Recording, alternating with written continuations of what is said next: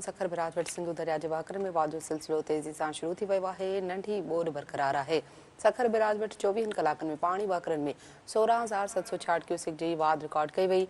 सखर बिराज वटि पाणी जो मथां वकिरो 3,40,766 क्यूसेक ऐं हेठां वकिरो 3,11,666 क्यूसेक रिकॉर्ड कयो वियो आहे। आगाह कयूं पिया अहम ख़बर जे हवाले सां अपडेट कंदा हलूं। सखर बिराज वटि सिंधु दरिया जे वाकरनि में वाध जो सिलसिलो तेज़ीअ सां शुरू थी वियो आहे, जॾहिं त नंढी ॿोॾि बरक़रार आहे। सखर बिराज वटि 24 कलाकनि में पाणी वकिरनि में 16,766 क्यूसेक जी वाध रिकॉर्ड कई वई आहे।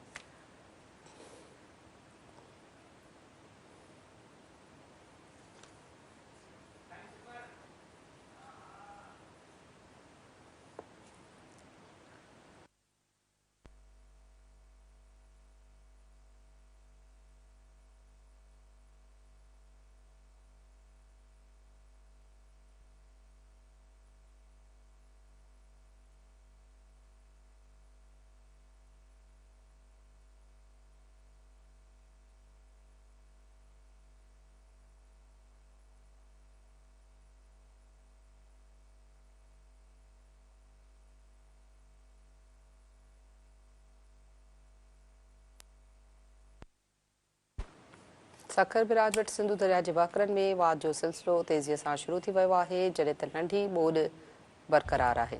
आगाह कयूं पिया अहम ख़बर जे हवाले सां सखर बिराज वटि 24 कलाकनि में पाणी वकिरनि में 16,766 क्यूसेक जी वाध रिकॉर्ड कई वई।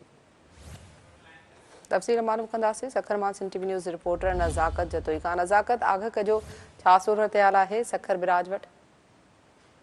जी मजमूई तौर सिंधु दरिया जे सिंध जे टिनी बैराजनि वटि हिन वक़्तु ॿोॾि डिक्लेयर थियल आहे। गुडू बैराज वटि विचोले दर्जे ऐं सखर बैराज वटि हेठां दर्जे जे ॿोॾि ऐं कोटड़ी बैराज वटि पिणु जेको आहे हेठां दर्जे जे ॿोॾि जा जेके वहुकरा आहिनि उहे हली रहिया आहिनि ऐं सखर बैराज वटि हेठां दर्जे जी ॿोॾि जा वहुकरा हली रहिया आहिनि ऐं सखर बैराज वटि गुज़िरियल 24 कलाकनि में पाणी वहुकरनि में 16,766 क्यूसेक जी वाध रिकॉर्ड कई वई आहे।